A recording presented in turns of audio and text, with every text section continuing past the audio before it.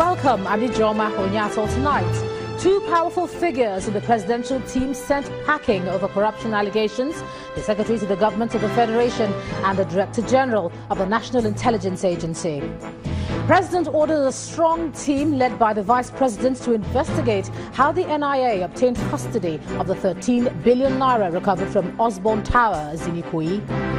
Local flights to the Nnamdi Azikiwe International Airport in Abuja resume after government spent about 5.8 billion naira to repair the damaged runway.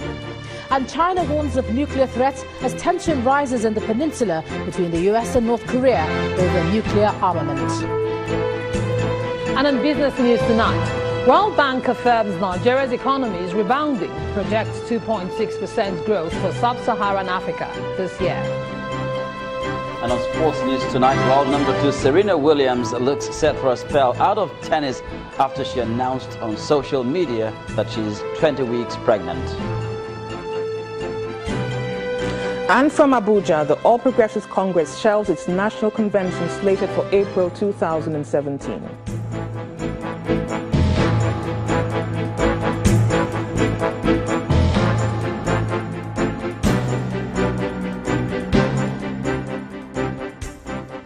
The presidency has swung into action and is asking the NIA to explain how it obtained custody of the 13 billion naira recovered by the EFCC from Osborne Towers in Ikoyi, Lagos. A three-man team comprising the Vice President, the National Security Advisor and the Attorney General of the Federation have been tasked with investigating the NIA on this matter. While that investigation is on, the presidency has ordered the suspension of the Secretary to the Government of the Federation, Mr. David Babachir Lawal, and the Director General of the NIA, Ambassador Ayo Oke. Our correspondent Gloria Umezuoke reports. The usual Federal Executive Council weekly meeting at about midday was clearly not going to hold. Instead, the presidency released a statement directing the suspension of the Secretary to the Government of the Federation, Mr. David Babachir Lawal, over allegations of contract scams. The National Intelligence Agency Director General, Mr. Ayodele Oke, was equally suspended over his claim to the large foreign currency discovered in a luxurious apartment in Ikoyi last week by the Economic and Financial Crimes Commission. The President in the statement also ordered an investigation into the allegations of violations of law and due process made against the SGF in the award of contracts under the Presidential Initiative on the Northeast. Hours after his suspension, the suspended SGF, Mr. Babachir, emerged from a closed-door meeting with the Vice President. When approached by journalists, the suspended SGF claimed that he is not aware of his suspension. Who announced it? The presidency. Ask them now. Why they ask him, who is the presidency? Is it not to be too happy, sir? Who's I'm not happy? Are you saying you cannot be suspended? Sir, have you been informed? Have you been informed? Have you been informed of the suspension?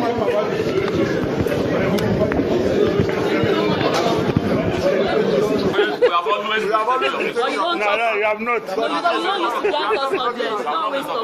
Now, can I enter my car? Yes, sir. You can talk to us and enter your car, sir. Am I under arrest?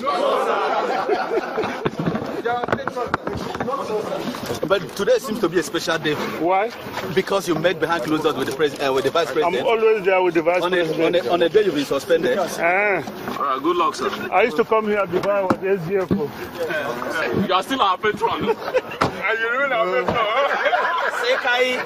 patron. Few minutes after Mr. Babachir left the villa, the suspended Director General of NIA arrived, but he was denied access through the service chief's gate.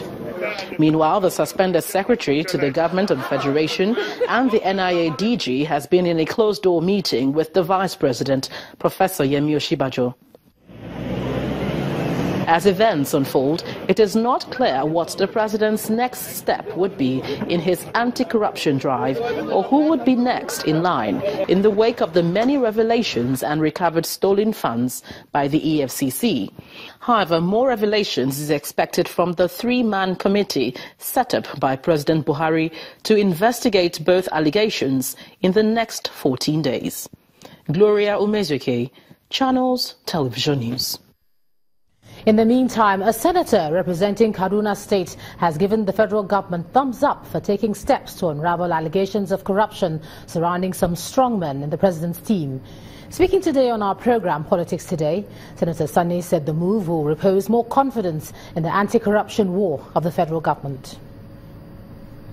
But now it's very clear that the president has heed the call from Nigerians for him to do what he needs to do.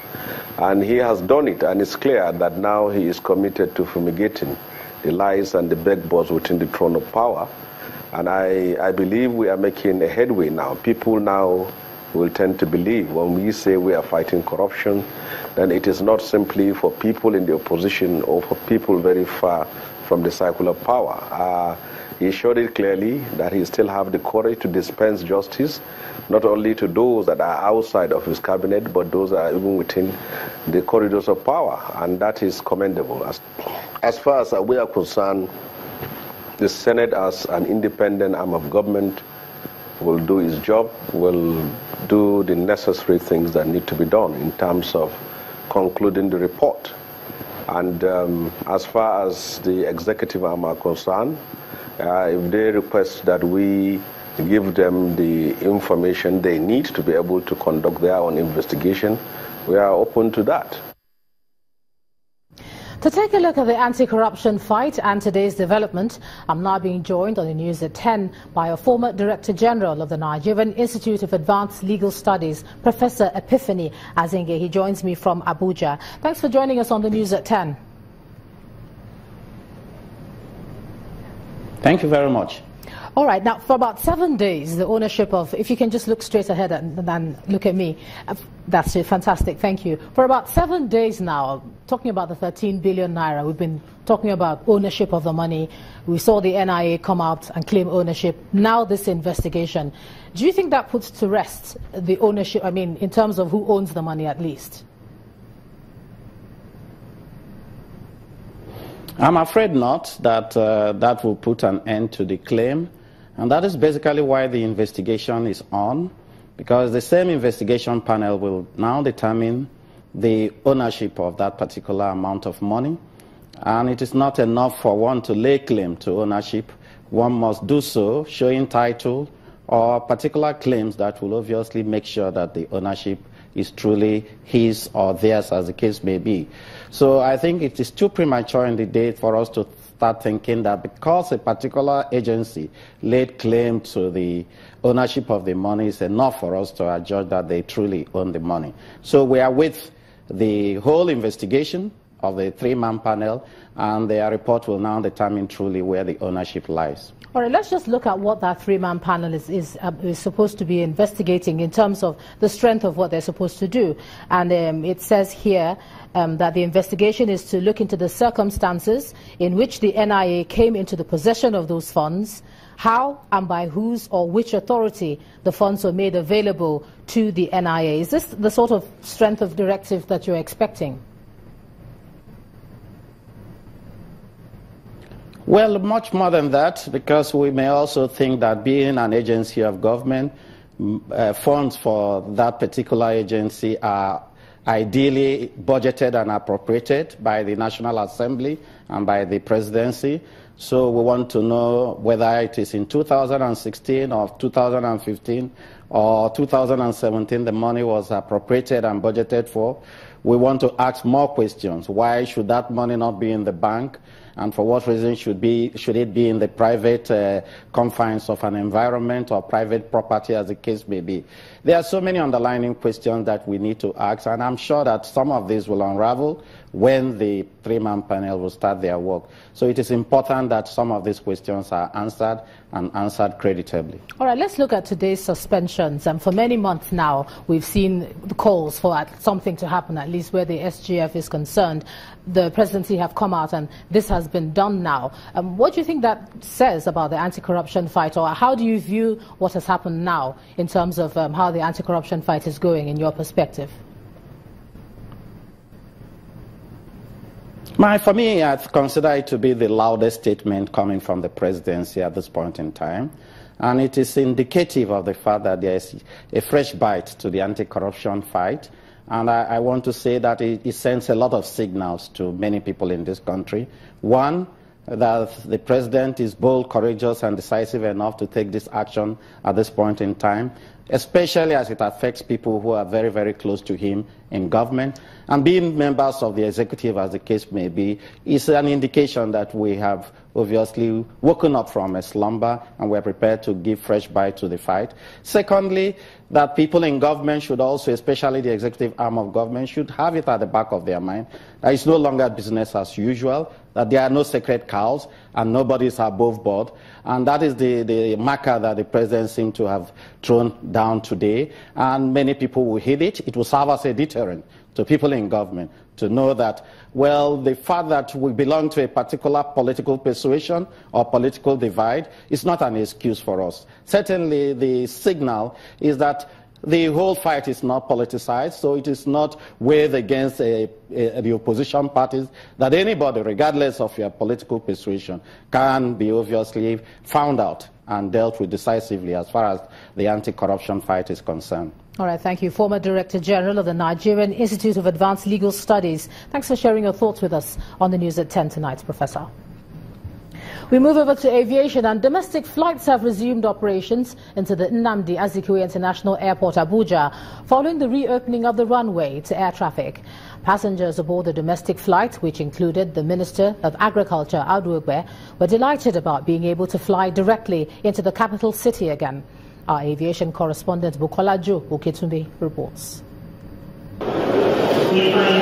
This is what the check-in area of the Muritala Muhammed Airport 2 in Lagos looks like as passengers jostle to catch an early flight into the federal capital, Abuja.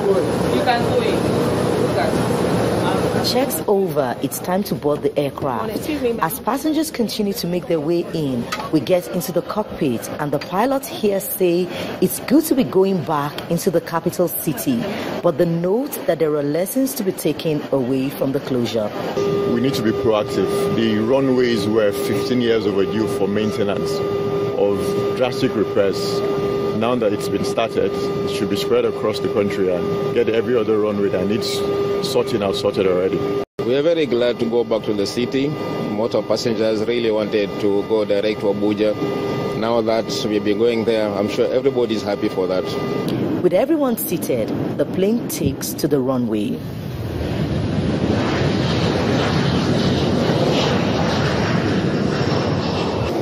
First time in about 6 weeks that local flights will be flying directly into the capital city of Abuja. At the moment, we're on board Medview Airlines flight VL 2100, and we're cruising at about 33,000 feet above sea level. Generally, the atmosphere in here in the cabin is calm, but we also ask passengers how they feel about flying directly again into this city.